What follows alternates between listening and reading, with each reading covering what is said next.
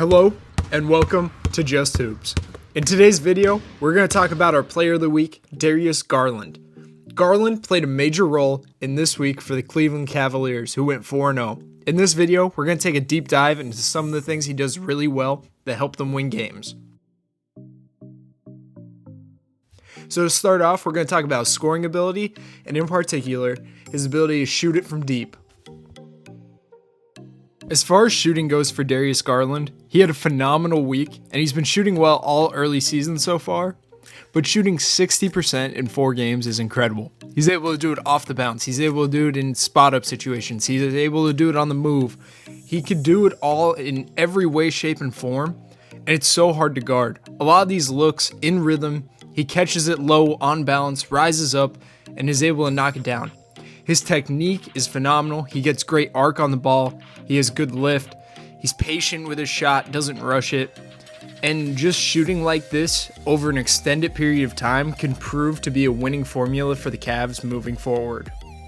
Now, let's talk about Garland's ability to finish through contact and at the rim. So, Darius Garland off the bounce is really shifty and creative. Along with that, he also moves really well off the ball with that same speed and athleticism. When he gets downhill and past the initial defender, he does a great job at finishing. He's able to finish with both hands. He has a great touch off the glass. He has a really nice finger roll around the rim. He can finish strong and through contact. He does it all around the rim. And later we'll talk about his floater too. But overall, his finishing ability is elite in the NBA. Now let's talk about his shot creation ability to wrap up his scoring ability. So, as a shot creator, Garland can do it both on the dribble and off the catch. He does a great job moving without the ball. He does a really good job with the ball in his hands to use shiftiness, use angles, use his body a little bit, get into the defender. He does a great job at changing pace, changing direction. He's able to rise up in the mid-range, rise up from 3. His shot doesn't change regardless of where he is. He does a really good job when he's get downhill to know whether he has space to rise up for his jumper or whether he could get deeper in the lane, knock down his floater. His floater game is really nice. He does a good job of getting it up and over the defense. Overall, though, his ability to create shots is one of his most high-key and best abilities on the floor that he brings to the Cavs on a night-in, night-out basis.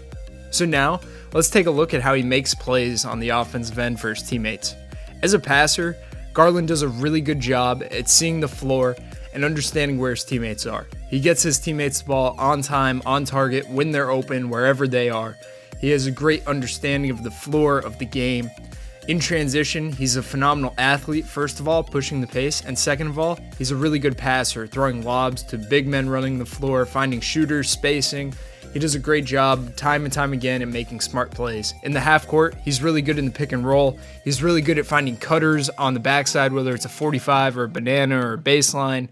He does a really good job consistently finding these guys when they're available and getting them the ball. Another thing he does really well is that next pass. He does a good job if he's the kick out man, he gets it, and he's able to spray it right away to the next man, whether that's corner, down, or up to the wing. He understands where the defense is coming from and just makes the quick time decision.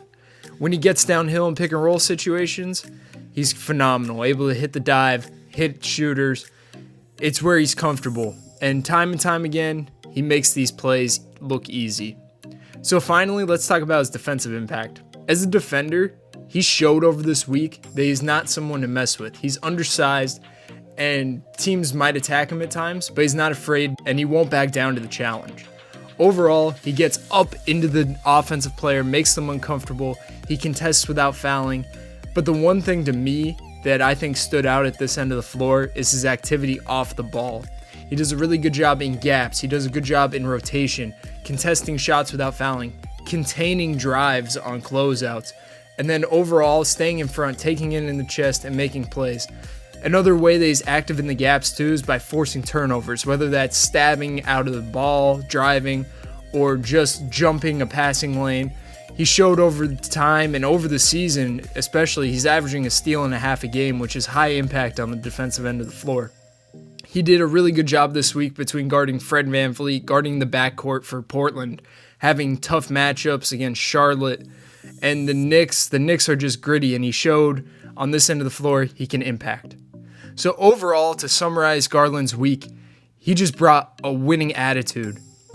He did it at both ends of the floor, whether that meant scoring, playmaking, and on defense, he wasn't afraid of the assignment in front of him.